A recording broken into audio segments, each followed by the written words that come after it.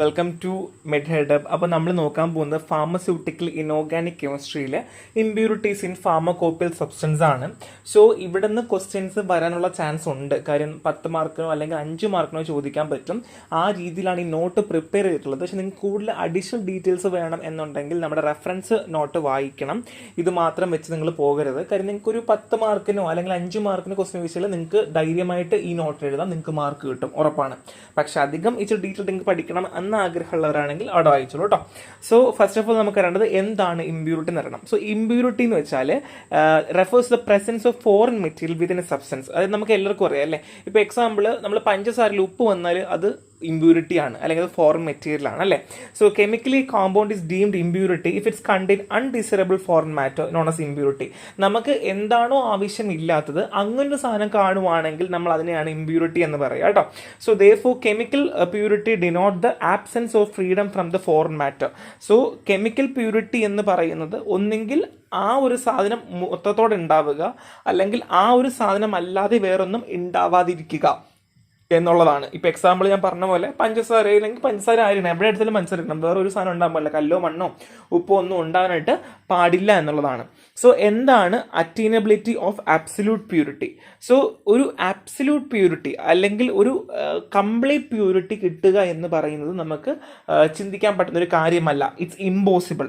Okay, even analytical pure compound contain minute trace of impurity. നമ്മുടെ ലാബിലൊക്കെ ഇരിക്കുന്ന analytically purity ഉണ്ട് അല്ലെങ്കിൽ അടിപൊളി സാധനമാണ് എന്നൊക്കെ പറഞ്ഞ് ചെയ്യുന്ന സാധനങ്ങളില്ലേ, അതിൽ പോലും എന്തുണ്ട്, കുറച്ച് ശതമാനം, ഒരു കുഞ്ഞ് എമൗണ്ട്, ട്രേസ് എമൗണ്ടിൽ ഇമ്പ്യൂരിറ്റി ഉണ്ട് എന്നുള്ളതാണ്. So however chemical purity can be achieve as closely as desired with the meticulous care at various stage of the pharmaceutical manufacturing. So അതുകൊണ്ട് തന്നെ നമുക്കൊരു ആബ്സല്യൂട്ട് പ്യൂരിറ്റി കിട്ടാൻ, അല്ലെങ്കിൽ ഒരു കെമിക്കൽ പ്യൂരിറ്റി അത്രയും നമുക്ക് കിട്ടണമെന്നുണ്ടെങ്കിൽ നമ്മൾ ചെയ്യുന്ന പ്രോസസ്സുകളിൽ വേറെ ഒരു പ്രശ്നങ്ങളോ കാര്യങ്ങളോ ഒന്നും ഉണ്ടാവാൻ പാടില്ല. അത്രയും മെട്രിക്കുലേറ്റ് ആയിരിക്കണം, നമ്മൾ ചെയ്യുന്നതിന് അക്കൗണ്ടബിലിറ്റി ഉണ്ടായിരിക്കണം, വേറെ തെറ്റുകളോ കാര്യങ്ങളോ ഒന്നും നമ്മൾ വരുത്തിക്കാൻ പാടില്ല എന്നുള്ളതാണ്. സിമ്പിൾ കാര്യമാണ്, നമുക്ക് അറിയുന്ന കാര്യം. So one is relativity of purity ആണ്. സോ പ്യൂർ എന്ന് പറയുന്നത് അല്ലെങ്കിൽ പ്യൂരിറ്റി എന്നുകൊണ്ട് ഉദ്ദേശിക്കുന്നത് ഓരോ ഫാർമകോപ്പിയസിലും ഓരോ രീതികളായിരിക്കും. അപ്പോൾ നിങ്ങൾക്ക് അറിയാം എന്താ ഫാർമകോപ്പി, നിങ്ങൾക്ക് അറിയാം അല്ലേ. സോ അതുകൊണ്ട് തന്നെ ഓരോ ഫാർമകോപ്പിയിലും പറയുന്ന ഓരോ ടെസ്റ്റുകൾ ഡിഫറെൻ്റ് ആണ്, അല്ലെങ്കിൽ അവിടെ പറയുന്ന സബ്സ്റ്റൻസുകൾ ഡിഫറെൻ്റ് ആണ്. ഇപ്പോൾ എക്സാമ്പിൾ പറയുവാണെങ്കിൽ, ഇപ്പോൾ ഒരു ഫാർമകോപ്പിയിൽ 1 കിലോ പഞ്ചസാരയിൽ 0.1% ഇമ്പ്യൂരിറ്റി കാണാൻ പാടുള്ളൂ എന്ന് ഇന്ത്യൻ ഫാർമകോപ്പിയിൽ പറയുവാണെങ്കിൽ, അമേരിക്കൻ ഫാർമകോപ്പിയിൽ എന്ത് പറയുന്ന അറിയോ, ഒരു 0.2% പോകാം, അല്ലെങ്കിൽ പാടാം എന്നല്ല, ഉണ്ടാകാം എന്നവർ പറയും കേട്ടോ. സോ അത്രയേ ഉള്ളൂ. So example of impurity standards. So ഞാൻ പറഞ്ഞു ഓരോ ഫാർമകോപ്പിയിലും ഓരോ രീതിയാണ്, ഞാൻ ഓൾറെഡി പറഞ്ഞല്ലോ. So different pharmaceutical preparation have varying purity standard. For instance, purified water according to Indian Pharmacopoeia may contain pyrogen, while sterile water for injection must be free from pyrogen and sterile.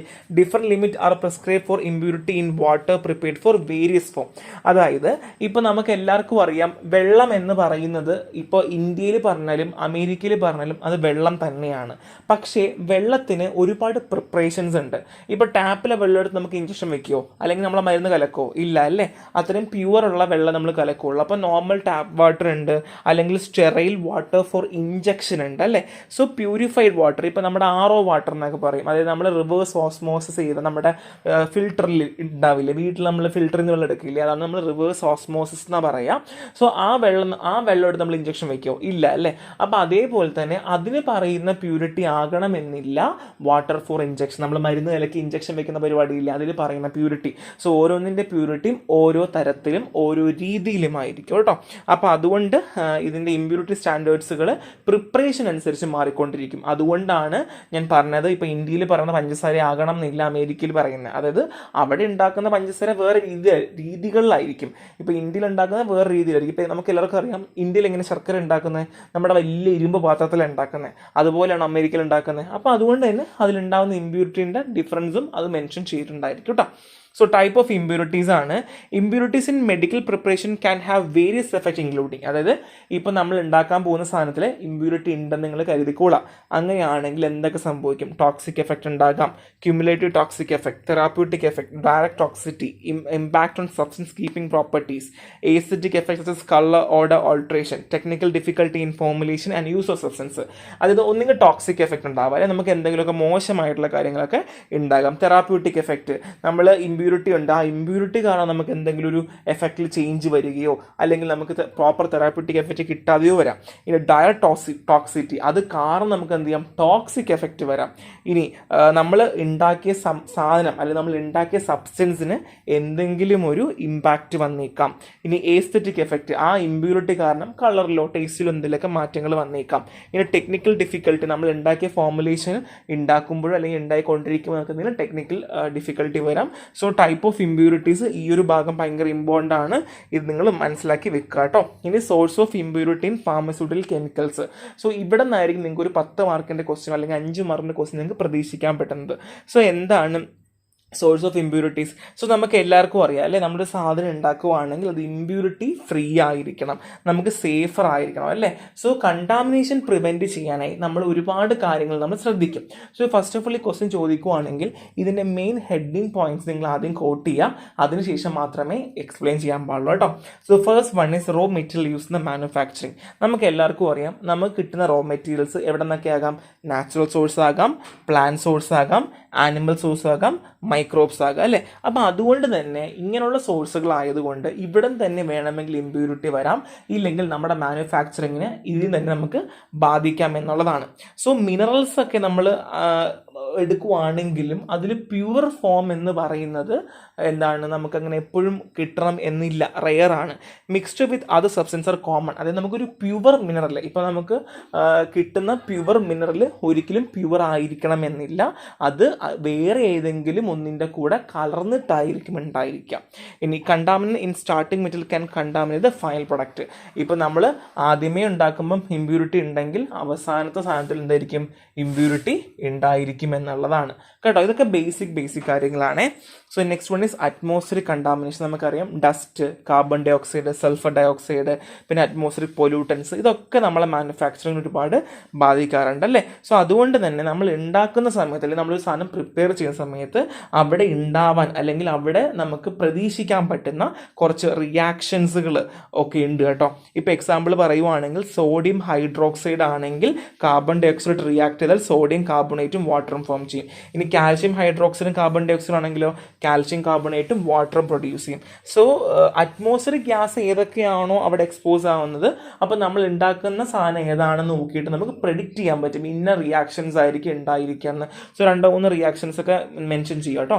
So അത് മാത്രമല്ല കുറച്ച് വേറെ reactions നമ്മൾ റെഫറൻസിൽ പറഞ്ഞിട്ടുണ്ട്. So next one is chemical പ്രോസസ്സാണ്. നമുക്കറിയാം various chemical reactions ഒരു drug ഉണ്ടാക്കുന്ന സമയത്ത് നടക്കാറുണ്ട്. ഇനി ഈ റിയാക്ഷൻസ് ഇമ്പ്യൂരിറ്റി ഉണ്ടെങ്കിൽ അത് ഓൾട്ടർ ചെയ്യുകയോ അല്ലെങ്കിൽ ആ ഇമ്പ്യൂരിറ്റി കാരണം റിയാക്ഷൻസിൽ മാറ്റമോ വരും. ഫോർ എക്സാമ്പിൾ പറയുവാണെങ്കിൽ cyanide may form when nitrogenous organic matter is burned with alkali. So nitrogenous ആയിട്ടുള്ള ഓർഗാനിക് മാറ്റേഴ്സ് ആൽക്കലിയുമായിട്ട് ബേൺ ആവുകയാണ് എന്നുണ്ടെങ്കിൽ അവിടെ സയനൈഡ് ഫോം ചെയ്യും. കണ്ടോ, ഇത് റിയാക്ഷനിൽ ഉണ്ടായ ഇമ്പ്യൂരിറ്റി കാരണമാണ് കേട്ടോ. So next one is manufacturing പ്രോസസ്സാണ്. Reagent, solvent, equipment, intermediate use in manufacturing can introduce impurity. അത് നമ്മൾ ഉപയോഗിക്കുന്ന റിയേജന്റ് ആയിക്കോട്ടെ, അല്ലെങ്കിൽ സോൾവെന്റ് ആയിക്കോട്ടെ, അല്ലെങ്കിൽ നമ്മുടെ ഉപയോഗിക്കുന്ന എക്യുപ്മെന്റ് ആയിക്കോട്ടെ, അതിൽ നിന്നൊക്കെ എന്ത് ചെയ്യാം? ഇമ്പ്യൂരിറ്റീസ് ഇതിലേക്ക് വരാം എന്നുള്ളതാണ്. അപ്പോൾ പ്രോപ്പറായിട്ട് നമ്മൾ വാഷ് ചെയ്തിട്ടില്ല അല്ലെങ്കിൽ പ്രോപ്പറായിട്ട് നമ്മൾ അതിനെ ഡീകണ്ടാമിനേറ്റ് ചെയ്തിട്ടില്ല എന്നുണ്ടെങ്കിൽ ഇതിന് മുന്നേ ഉപയോഗിച്ചതിൻ്റെ എന്തെങ്കിലും കണ്ടാമിനേഷൻ കാരണമോ അല്ലെങ്കിൽ വേറെ എന്തെങ്കിലുമൊക്കെ കാരണത്താൽ നമുക്ക് എന്ത് സംഭവിക്കാം? നമ്മുടെ ഇത് കണ്ടാമിനേറ്റ് ആയി പോകാം എന്നുള്ളതാണ്. സോ എക്സാമ്പിൾ പറയുന്നുണ്ട്, കാൽഷ്യം ക്ലോറൈഡും സോഡിയം കാർബണേറ്റും കൂടെ കൊടുത്താൽ എന്ത് സംഭവിക്കുന്നു? കാൽഷ്യം കാർബണേറ്റും സോഡിയം ക്ലോറൈഡും ഉണ്ടാകുന്നു, റിയാക്ഷനെ മാറിപ്പോവാണ് ചെയ്യുക. അപ്പോൾ അതുകൊണ്ട് തന്നെ മാനുഫാക്ചറിങ് പ്രോസസ്സും ഇമ്പോർട്ടൻ്റ് ആണ്. So next one is manufacturing hazards ആണ്. സോ നമ്മൾ മാനുഫാക്ചർ ചെയ്യുന്ന സമയത്ത് നമുക്ക് ഏറ്റവും കൂടുതൽ കോംപ്ലിക്കേറ്റഡ് ആവുന്നൊരു ഭാഗമാണ് മാനുഫാക്ചറിങ് ഹസാർഡ്സ് എന്ന് വെച്ചാൽ. The first one is particulate contamination ആണ്. അതായത് നമ്മുടെ എക്യുപ്മെൻറ്റിൽ നിന്നോ അല്ലെങ്കിൽ അറ്റ്മോസ്ഫിയറിൽ നിന്നോ അല്ലെങ്കിൽ പ്രോപ്പറായിട്ട് ഹാൻഡിൽ ചെയ്യാതെ വരുമ്പോൾ ഏതെങ്കിലും അൺവാണ്ടഡ് പെർട്ടിക്കുലേറ്റ് പാർട്ടിക്കുലേറ്റ് മാറ്റേഴ്സ് ഇതിലേക്ക് വീഴുന്നതിനെയാണ് നമ്മൾ പെർട്ടിക്കുലേറ്റ് കണ്ടാമിനേഷൻ എന്ന് പറയുന്നത്. So next one is non particulate contamination ആണ്. Incomplete solution of solute in liquid preparation can leads to error. അതായത് ഇപ്പോൾ നമ്മൾ പ്രോപ്പറായിട്ട് മിക്സ് ആയിട്ടില്ല അല്ലെങ്കിൽ പ്രോപ്പറായിട്ട് കറന്നിട്ടില്ല എന്നുണ്ടെങ്കിൽ എന്ത് ചെയ്യുന്നു, അത് ഇൻകംപ്ലീറ്റ് സൊല്യൂഷൻ ആണല്ലേ. അപ്പോൾ അങ്ങനെയാണെങ്കിലും എന്ത് ചെയ്യാം, കണ്ടാമിനേഷൻ നടക്കാം. ഇനി ക്രോസ് കണ്ടാമിനേഷൻ ആണ്. നമ്മൾ അങ്ങോട്ടും ഇങ്ങോട്ടും സാധനങ്ങൾ ഹാൻഡിൽ ചെയ്യുമ്പോഴോ അല്ലെങ്കിൽ കൊണ്ടുപോകുമ്പോഴോ ഒക്കെ എന്ത് ചെയ്യാം, ക്രോസ് കണ്ടാമിനേഷൻ ഉണ്ടാകാം എന്നുള്ളതാണ്. Handling of bulk material can create airborne dust. ഇപ്പോൾ വലിയ വലിയ സാധനങ്ങളൊക്കെ നമ്മൾ ഹാൻഡിൽ ചെയ്യുമ്പം എന്ത് ചെയ്യാം, ഈ നമ്മുടെ അറ്റ്മോസ്ഫിയറിലില്ലേ അതിലൊക്കെ ഡസ്റ്റൊക്കെ ഫോം ചെയ്യാം. അങ്ങനെ എന്ത് ചെയ്യാം, കണ്ടാമിനേഷൻ വരാം. നെക്സ്റ്റ് മൈക്രോബിയൽ കണ്ടാമിനേഷൻ പറയണ്ടല്ലോ. ഇപ്പോൾ ലിക്വിഡ്സിലൊക്കെയാണ് ഏറ്റവും കൂടുതൽ മൈക്രോബ്സിന് വളരാൻ ഭയങ്കര അടിപൊളിയായിട്ടിരിക്കുക. ന്യൂട്രിയൻ മീഡിയ ഒക്കെ ഉണ്ടെങ്കിൽ മൈക്രോബ്സ് ഒക്കെ അടിപൊളിയായിട്ട് വളരും. അപ്പോൾ അതുകൊണ്ട് തന്നെ എന്താണ്, എപ്പോഴും മൈക്രോബിയൽ കണ്ടാമിനേഷൻ ഒരു പ്രശ്നം തന്നെയാണ്. ഇനി process error and packing error ആണ്.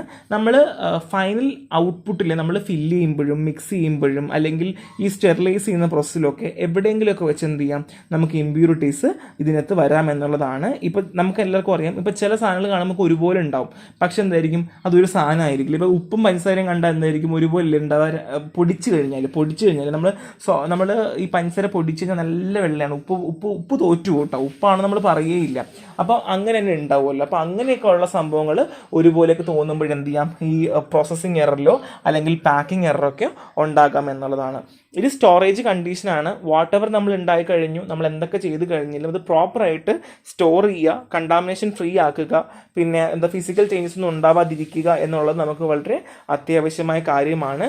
സ്റ്റോർ ചെയ്യുന്ന സമയത്ത് മെറ്റീരിയൽസ്, ടെമ്പറേച്ചർ ചേഞ്ച്, പിന്നെ അഡൾട്രേഷൻ നടക്കുന്നുണ്ടോ ഇല്ലയോ എന്നുള്ള കാര്യങ്ങളൊക്കെ നമ്മൾ മൈൻഡിൽ വെക്കേണ്ടതാണ്. ബേസിക്കലി അഡൾട്രേഷൻ എന്ന് പറഞ്ഞാൽ 2 ടൈപ്പ് ഓഫ് അഡൾട്രേഷൻ ഉള്ളത്. ഒന്നെന്താണ്, മനഃപൂർവ്വം അഡൾട്രേഷൻ ചെയ്യാം, ഇല്ലെങ്കിൽ മനഃപൂർവ്വം അല്ലാതെ നമുക്ക് അഡൾട്രേഷൻ ചെയ്യാം എന്നുള്ളതാണ്. സോ ബേസിക്കലി സ്റ്റോറേജ് കണ്ടീഷനിൽ മനഃപൂർവ്വം അല്ലാതെയുള്ള അഡൾട്രേഷൻ ആണ് നടക്കുക കേട്ടോ. അതായത് എന്താണ്, അൺഇൻറ്റൻഡഡ് അഡൾട്രേഷൻ എന്നാണ് പറയുന്നത്. ഇൻറ്റൻഡഡ് അഡൾട്രേഷനും ഉണ്ട്, അൺഇൻറ്റൻഡഡ് അഡൾട്രേഷനും ഉണ്ട്. ഇൻറ്റൻഡഡ് എന്ന് വെച്ചാൽ മനഃപൂർവ്വം, അൺഇൻറ്റൻഡഡ് മനഃപൂർവ്വം അല്ലാത്തതാണ് കേട്ടോ. സോ പിന്നെ അത് മാത്രമല്ല, ഈ സ്റ്റോറേജ് ചെയ്യുന്ന സമയത്ത് നമ്മൾ ഉപയോഗിക്കുന്ന കണ്ടെയ്നേഴ്സിൽ നിന്ന് എന്ത് ചെയ്യാം, മേ ബി റിയാക്ഷൻസ് ഉണ്ടാക്കാം. ഇപ്പോൾ എക്സാമ്പിൾ ഗ്ലാസ് ബോട്ടിൽസ് ഒക്കെ ആണെങ്കിൽ അതിൽ നിന്ന് ലീച്ച് ചെയ്യും, അല്ലെങ്കിൽ അതിൽ നിന്ന് എന്ത് ചെയ്യുന്നു, ഇപ്പം ആ ബോട്ടിൽ ഉണ്ടാക്കിയിട്ടുള്ള സാധനങ്ങളിൽ നിന്ന് എന്ത് ചെയ്യുന്നു, അത് ലീച്ച് ചെയ്ത് പ്രൊഡക്റ്റിലേക്കൊക്കെ ഇറങ്ങി വരാം. അപ്പോൾ അതും ഒരു പ്രശ്നം തന്നെയാണ് എന്നുള്ളതാണ്. ഇനി എഫക്റ്റ് ഓഫ് ഇമ്പ്യൂരിറ്റി ഉണ്ടെന്നുണ്ടെങ്കിൽ നമുക്ക് എന്തൊക്കെ സംഭവിക്കും, ഇതാണ് നമുക്ക് എവിടെ വേണമെങ്കിലും എഴുതാൻ പറ്റുന്നൊരു കാര്യമാണ്. ഒന്നെന്താണ്, ടോക്സിക് എഫക്റ്റ് ഉണ്ടാവും അല്ലേ. 2 നമ്മൾ എന്ത് പറഞ്ഞു, കുറച്ച് സാധനങ്ങൾ ഉണ്ടെങ്കിൽ പോലും നമുക്ക് ക്യുമുലേറ്റീവ് ടോക്സിക് എഫക്റ്റ് ഉണ്ടായിരിക്കും. പിന്നെ ചില സമയത്ത് ഇമ്പ്യൂരിറ്റി ഹാംലെസ് ആയിരിക്കും, എന്നാലും ലാർജ് പ്രൊപ്പോർഷനിലും ഭയങ്കര ആക്റ്റീവ് സ്ട്രെങ്ത്തും ഉണ്ടെങ്കിൽ എന്ത് ചെയ്യുന്നു, തെറാപ്യൂട്ടിക് എഫിക്കസി കുറഞ്ഞു പോകാം. അതായത് ഇപ്പോൾ എക്സാമ്പിൾ പറയുവാണെങ്കിൽ, ഇപ്പോൾ നിങ്ങൾക്ക് 1 ഗ്ലാസ് നാരങ്ങ വെള്ളം ഉണ്ടാക്കണം, അപ്പോൾ നിങ്ങൾക്ക് 1 സ്പൂൺ പഞ്ചസാര വേണ്ടത്.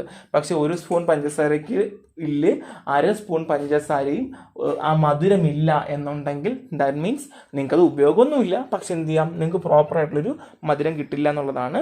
പിന്നെ അത് മാത്രമല്ല, ഫിസിക്കൽ ചേഞ്ച്, കെമിക്കൽ ചേഞ്ചൊക്കെ ബേസിക്കലി മാറാം. ഇമ്പ്യൂരിറ്റി ടെക്നിക്കൽ ഡിഫിക്കൽട്ടീസ് ഉണ്ടാക്കും. പിന്നെ ഷെൽഫ് ലൈഫ് കുറയ്ക്കാം. പിന്നെ അത് മാത്രമല്ല, ഇൻകോമ്പാക്റ്റബിലിറ്റി, എന്തെങ്കിലുമൊക്കെ മാറ്റങ്ങളും ഉണ്ടാക്കാം എന്നുള്ളതാണ്. സോ ഇത്രയേ ഉള്ളൂ ഈ ചാപ്റ്റർ. ഭയങ്കര എളുപ്പമാണ്, ഭയങ്കര ഒരു ബേസിക് ചാപ്റ്ററാണ്. സോ നന്നായിട്ട് വായിക്കുക. ഇത് ക്ലാസ് കേട്ടതിന് ശേഷം നേരെ നോട്ട് വായിച്ചാൽ മതി, നിങ്ങൾക്ക് എല്ലാം മനസ്സിലാവും. പിന്നെ കുറച്ച് റിയാക്ഷൻസ് എക്സ്ട്രാ ഉണ്ടെന്നുള്ളൂ, അതൊക്കെ നിങ്ങൾ ജസ്റ്റ് വായിച്ച് പോയാൽ മതി. ഈ ചാപ്റ്റർ ഭയങ്കര സിമ്പിളാണ്. ഒരു 10 മാർക്കിന് ഞാൻ പ്രതീക്ഷിക്കുന്നുണ്ട്. കാര്യം എവിടെ നിന്ന് വേണമെങ്കിലും ക്വസ്റ്റ്യൻസ് ചോദിച്ച് നിങ്ങൾക്ക് മിക്കവാറും എന്തായിരിക്കും ഇമ്പ്യൂരിറ്റി അല്ലെങ്കിൽ സോഴ്സ് ആയിരിക്കും മിക്കവാറും ചോദിക്കാനുള്ള ചാൻസ് കൂടുതൽ. അപ്പം നന്നായിട്ട് വായിക്കുക. നെക്സ്റ്റ് കാണാം. ബൈ.